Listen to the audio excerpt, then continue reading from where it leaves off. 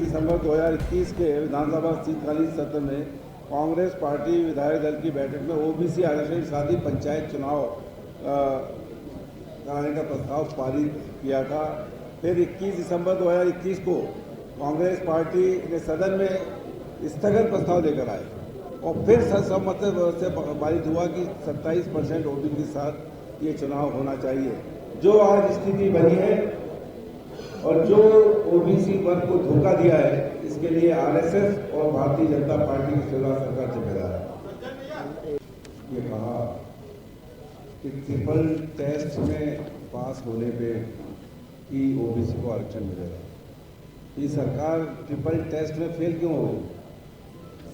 और जो कुछ भी जैसा बताया गया कि जो पिछड़ा वर्ग आयोग था, जिसके अध्यक्ष आदरणीय जेपी नड्डा जी थे, उनसे कोई बातचीत, कोई सलाह नहीं।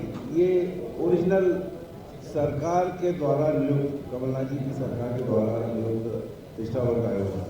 इन्होंने पिछड़ा वर्ग कल्याण आयोग बनाया और कल्याण आयोग की तरफ से वहाँ पे रिपोर्ट पेश की गई कि 48% पिछड़े वर्ग के लोगों ने 35% दिया गया और ट्रिपल टेस्ट नहीं दे पाए। दूसरा, इनका जो कल्याण आयोग था, इसने कोई जन सुनवाई नहीं की, लोगों से बातचीत नहीं की, जन सुनवाई नहीं की, अपनी फर्जी रिपोर्ट बना के न्यायालय में पेश की और ट्रिपल टेस्ट में ये लोग फेल हो गए। पूरी जिम्मेदारी भारतीय जनता पार्टी की शिवराज जी की सरकार की है।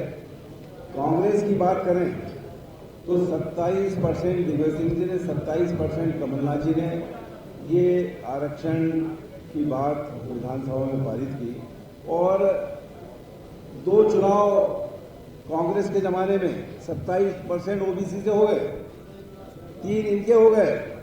ये अध्यादेश लेके आए, खुद ही फंसे। इसके पहले परिसीमन और सब कुछ हो चुका था, आरक्षण हो चुका था, 27% रिजर्वेशन थे, चुनाव हो सकता था, लेकिन अध्यादेश लाके 2014 के परिसीमन से कराया जाए, इसमें पूरी खिचड़ी उलझ गई।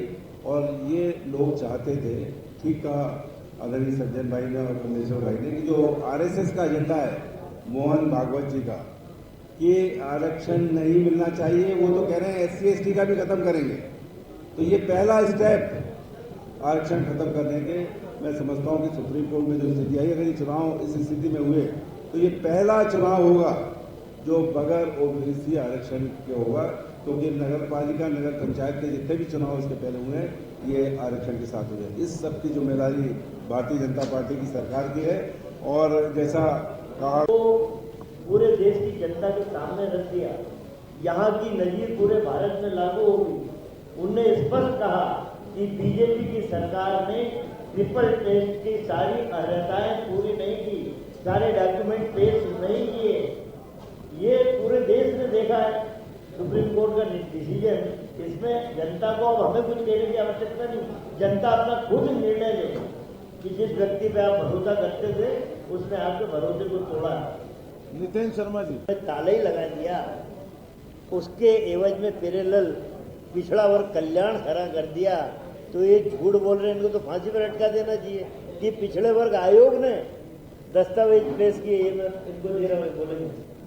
ये हमने एक बात जो रखी है कि अगर भाजपा सरकार की, भाजपा नेताओं की मंशा साफ है, तत्काल विधानसभा आहूत करे सत्र और यहाँ से प्रस्तावित करे और भारत सरकार उनकी है, भारतीय संविधान में संशोधन करके ये चुनाव आरक्षण के साथ कराया जा सकता है। दूसरी बात ऑलरेडी कमलनाथ जी इस विषय पे चर्चा कर चुके हैं कि अगर भारतीय जनता पार्टी के लोग, उनकी सरकार बिना पिछड़ा वर्ग के आरक्षण के चुनाव प्रस्तावित करती है तो अध्ययन करके जो जीतने वाले पिछड़ा वर्ग के लोग होंगे उनको हम 27% का हमारी पार्टी प्रावधान करेगी, चाहे वो नगरीय चुनाव हो, चाहे नगरीय निकाय का चुनाव हो और चाहे पंचायत का चुनाव हो। ऑलरेडी कमलनाथ जी पार्टी संगठन के बैठक में चर्चा कर चुके हैं।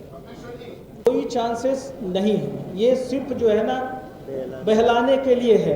और कितना बहलाएंगे जब 4 महीने में आप रिपोर्ट नहीं सबमिट कर पाए, आधी अधूरी जानकारी दिए, ना कैबिनेट में प्रस्ताव पारित किया, ना सर्वे कराया, कुछ नहीं किया। और आप सीधे सीधे, हमारा तो आरोप है कि ये प्रदेश के जो मुख्यमंत्री हैं ये कठपुतली हैं पिछड़ा वर्ग के नाम पे, इनके हाथ में कुछ भी नहीं है, पीछे से आरएसएस जैसा घुमा रहा है वैसे ही ये कर रहे हैं, इनके पास कुछ नहीं। जी